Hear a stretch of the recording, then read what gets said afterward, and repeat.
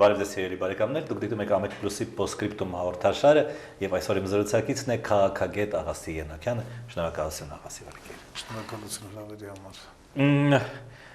Չնայած երեկվա իրադարձություններից, ԵԽԽՎ-ի ամենաշատը Հայաստանում, ամենապես Facebook-ում կամ չգիտեմ, քաղաքականացված շրջանակներում քննարկվում է Զարուհի Պոստանջյանի հարցը, բայց դա երևի ամենակարևոր եւ ամենանշանակալից հարցը չէր Հայաստանի համար։ Այնտեղ ուրիշ հարցեր էին քննարկում։ Կարող եք ասել, ճիշտ օրակարգ էր քննարկում այդ կազինոն հանած, երբ որ հարցեր էին տալիս նախագահին։ Կարծում եմ այո, որովհետեւ Եվրոպայի խորհուրդը լինելով ուրեմն եվրոպական կառույցներից մեկը բնականաբար իր համար նույնպես հարցեր թե ինչու նախապես քննարկված, նախապես համաձայնեցված այդ ասոցիացիոն պայմանագիրը ի վերջո Հայաստանը դրանից փաստորեն խուսափեց, լավ չասենք խուսափեց, այլ դրան նախընտրեց որ մաքսային միության վերաբերյալ համաձայնագիրը մի բան, որը որ կարծես թե այդքան էլ քննարկված չէր, այդքան էլ համաձայնեցված չէր, այսինքն վերցրեց ինչ են ասում սև արկղ, որի պարունակությունը փաստորեն դեռ բարձ չէ։ Իհարկե, բնական օրակարգ էր։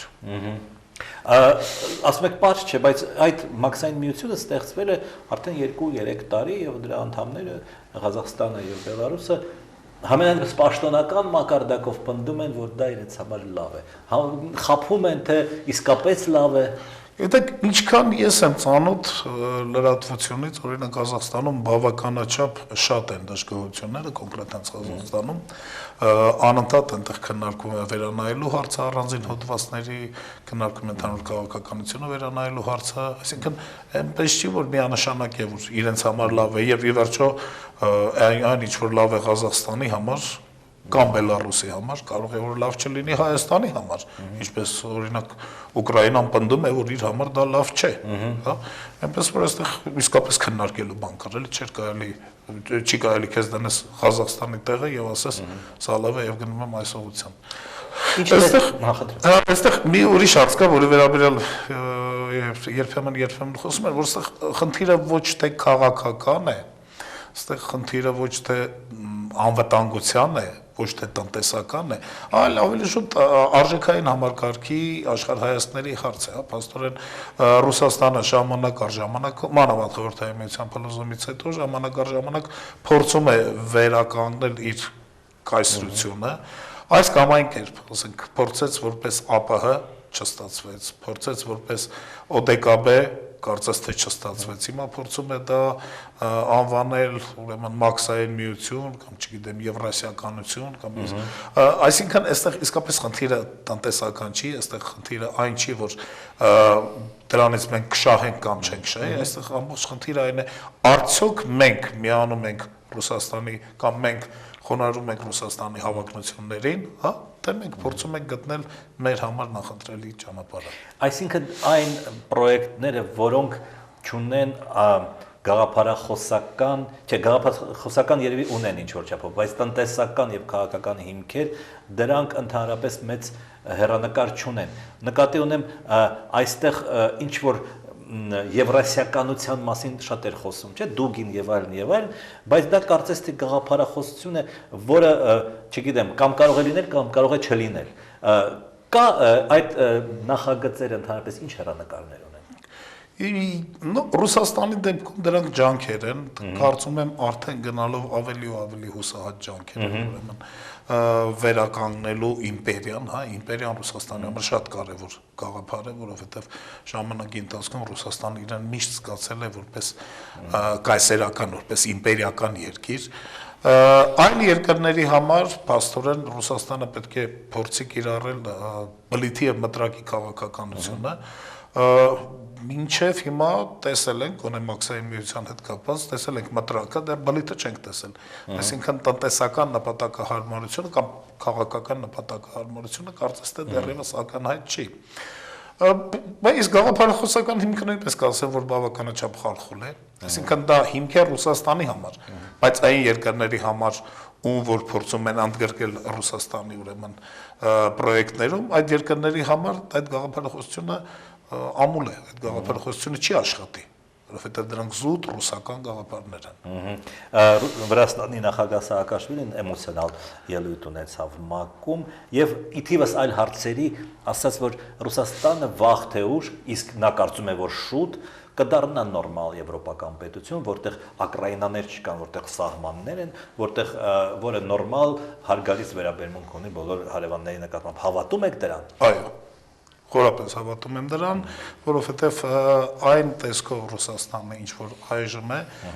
սա փաստորեն պատմության վերապրուկ է արդեն։ Այսինքն այն ինչ որ մի անգամ եղավ ուրեմն 91 թվականին, երբ որ փլուզվեց խորհրդային միությունը, դրանից հետո Ռուսաստանը անընդհատ ուրեմն երանելիորեն հիշում է այդ ժամանակները, փորձում է հետ բերել, փորձում է հավաքել, գիտեք, նույն բանը կարծես թե եղավ 17-18 թվականից հետո, 1918 թվականից հետո, երբ որ փլուզվեց ռուսական կայսրությունը, այն ժամանակ Լենինին հաջողվեց ռուսական կայսրության առանձին բեկորներ հավաքել, ստեղծել այսպես կոչված խորհրդային միություն, նո, ճիշտ է, առանց Ֆինլանդիայի, ճիշտ է, առանց Լեհաստանի, առանց այլ կտորների։ Հիմա կարծես թե նման մի փորձ է արվում, բայց դրան նպաստող իրավիճակն է փոխվել, այսինքն տնտեսական լիբերալիզացիան նախ եւ առաջ դրան չի նպաստում, ուրեմն ժողովրդավարեցումը, պետական կառավարման դրան չի նպաստում, այնպես որ Ռուսաստանին մնում է զուտ իներցիայի ռեսուրսը կամ պատմական ռեսուրսը, հա, այսինքն ռացիոնալի մեջ կարծես թե դրանք չեն աշխատում։ Այսինքն կարելի է արդյոք ասել, որ եթե նույնիսկ այդպիսի փորձ արվի, ապա մենք 70 տարի խորհրդային միություն չենք ունենա։ Չենք ունենա իհարկե խորհրդային միություն ստեղծել անհնար է վերաստեղծել, այսինքն նա թեկուզ ինչ որ ավելի փոքր մասշտաբով,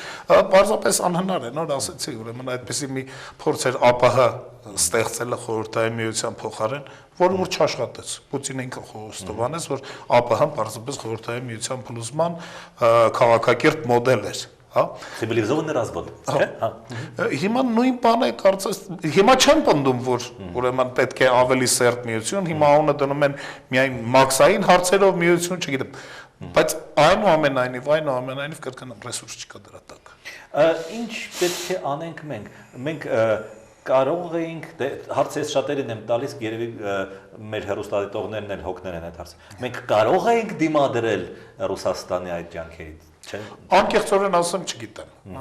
որովհետև դժվար է իմանալ, թե դժվար է պատկերացնել, թե կոնկրետ ինչով է սպառնացել Ռուսաստանը, որ մենք որոշակի ռեսուրսներ ունենք Ռուսաստանին դիմադրելու,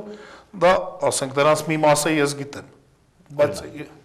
օրինակ Հայաստանում գտնվող ռուսական ձեռնարկությունները, որ Ռուսաստանին թվում է, թե դա ուրեմն իր համար շատ կարևոր ակտիվ է, հա, բայց այդ ռուսական ձեռնարկությունները մյուս կողմից մենք պարզապես կարող ենք վերցնել նրանց ձեռքից։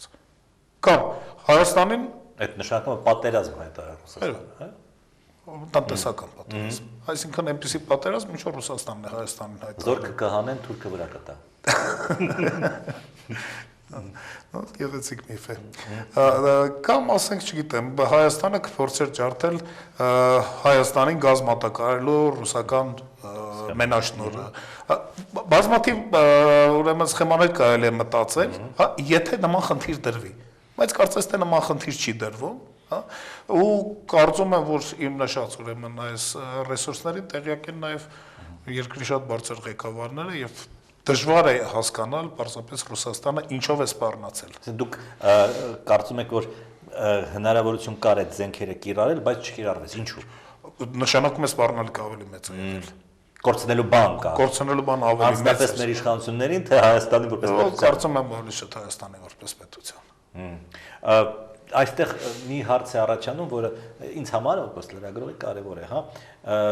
որքան էլ վատը լինեն կամ չգիտեմ եվրոպական պետությունները իրենց բոլոր խնդիրներով, նրանք ունեն որոշակի խոսքի ազատության, ժողովրդավարության վերաբերյալ որոշակի ստանդարտներ։ Ղազախստանը, Բելարուսը եւ Ռուսաստանը ունեն բոլորովին այլ ստանդարտներ։ Արդյոք մենք պետք է մոտենանք այդ ուրեմն մաքսային ստանդարտներին եւ մենք կոպիտ ասած քաշվենք։ Դե ըստ էության,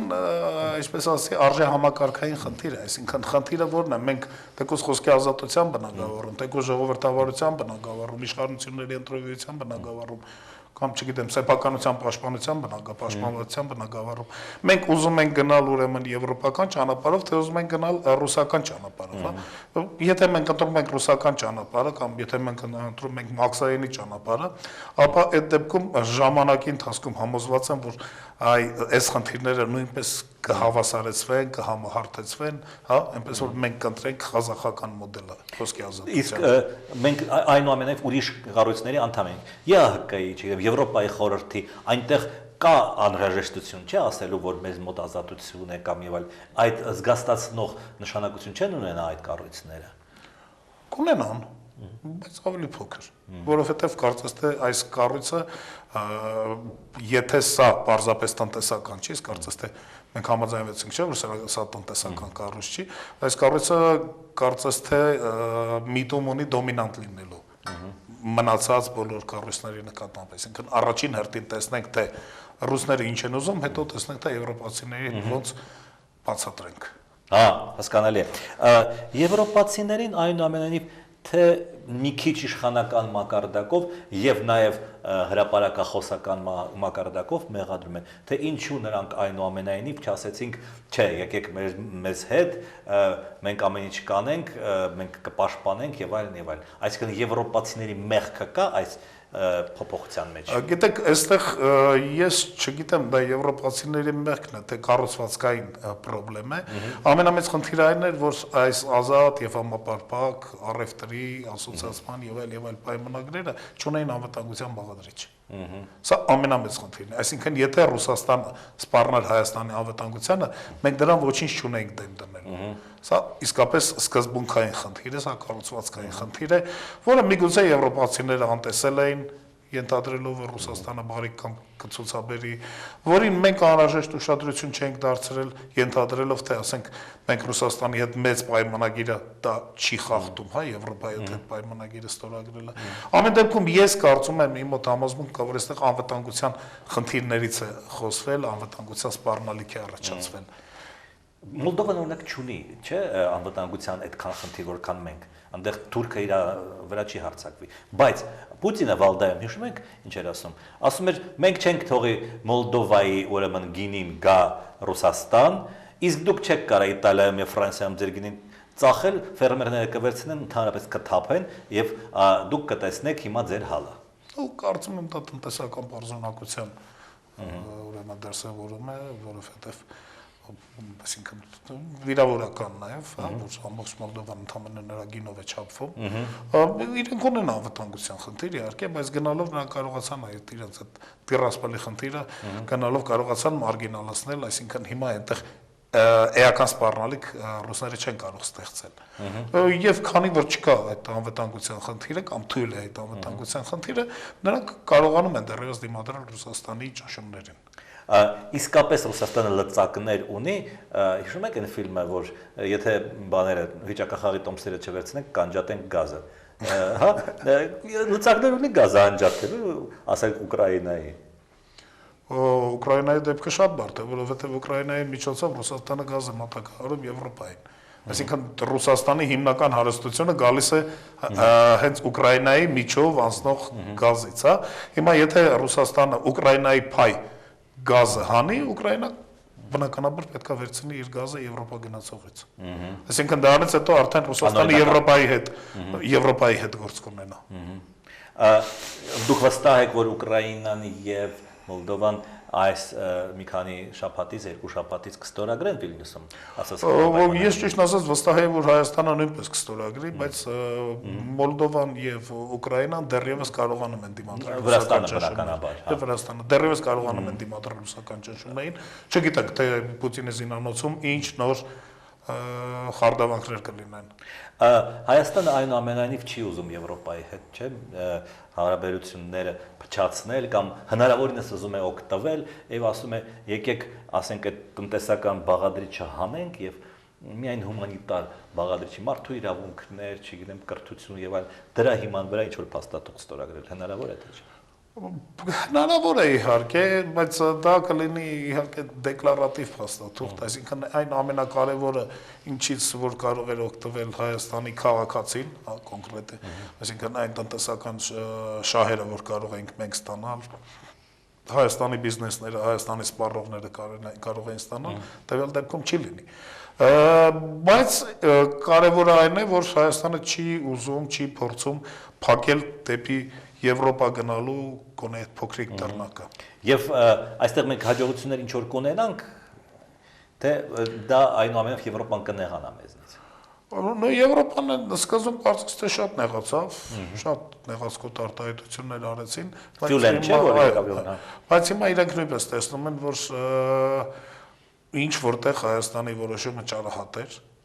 եւ իրենք նույնպես փորձում են այդ ուղիները, այդ արահետները, թողնել այդ արահետները պահել տրորված, որ այնուամենայնիվ Հայաստան Եվրոպա շփումները հնարավորինս ավելի արդյունավետ լինեն։ Դուք ասում եք, որ Ռուսաստանը կփոխվի, ես ասում եմ, մեր խոսակցությունը օպտիմիստական է, այսպես ասած, բավ։ Դուք ասում եք, որ Ռուսաստանը կփոխվի եւ դա տեղի կունենա մեր կյանքի օրոք։ Գիտեք, մենք չենք հավատում, չէ՞ որ մեր կյանքի օրոք խորհրդային միությունը կփլուզվի։ Բացարձակապես։ Հա։ Խորհրդային միության փլուզման վերաբերյալ ուրեմն բազմաթիվ այդ գործոնների շարքում, ասենք, այն ամենահիմնականը, որ այդ աստղային պատերազմների սպառնալիքը բան, մեր համար այն ժամանակ թվում էր միֆական, ոչ լուրջ։ Իսկ այսօր եթե մենք նայենք, մենք այն ամենին ինչ որ կատարում է Ռուսաստանում, այսինքն այն հին խնդիրներին, որ Ռուսաստանում մնացել են, դրանք ցույց են տալիս, որ ոչ թե միֆական ուրեմն խնդիրներ կան, որոնց պատճառով կարող է Ռուսաստանը փլուզվել, այլ դրանք իրական են։ Այսինքն Ռուսաստանի խնդիրները ելի նույնն են, չէ՞, մնացել կոմունիկացիոն խնդիրներ եւ ուրեմն միսմենեջմենտի, հա, այսինքն դարոգի դուրակի, հա, նույն խնդիրներն։ Այսինքն փլուզվի ասելով դուք նկատի ունեք մասնատվի, այսինքն Կովկասը կամ չգիտեմ ինչ որ մասեր դուրս կան Ռուսաստանից։ Չասենք դուրս գան, բայց նրանք գոնե ունենան ինքնուրույնության այն աստիճանը, որ արդեն ամեն մի ռեգիոն կարողանա ավելի ռացիոնալ քաղաքականություն վարել։ Հերոստատողների երկու հարց, որոնք անձամբ ձեզ են վերաբերում, եթե չեք ուզում բնականաբար դրանց չեք պատասխանի, բայց ես հնչեցնեմ դրանից, հա։ Վահեն հարցնում է. Ինչու ազատություն ռադիոկայանում էլ չեք աշխատում, որն է պատճառը։ Դու բազմից պատասխանել եք այդ հարցին։ Բազմից պատասխանել է, որ չեմ պատասխանել։ Ճիշտ է, որ աշխատանքի եք անցնել կառավարությունում։ Կայո։ Այսինքն նախարար չեք։ Չէ, ինչ որ մի ստրուկտուրայում բյուրոկրատ եմ աշխատում։ Եղավ, շնորհակալություն հետաքրքիր զրույցի համար։ Սիրելի բարեկամներ, իմ զրուցակիցներ քաղաքագետ Աղասի Ենոքյանը, մենք վաղը նորից կհանդիպենք։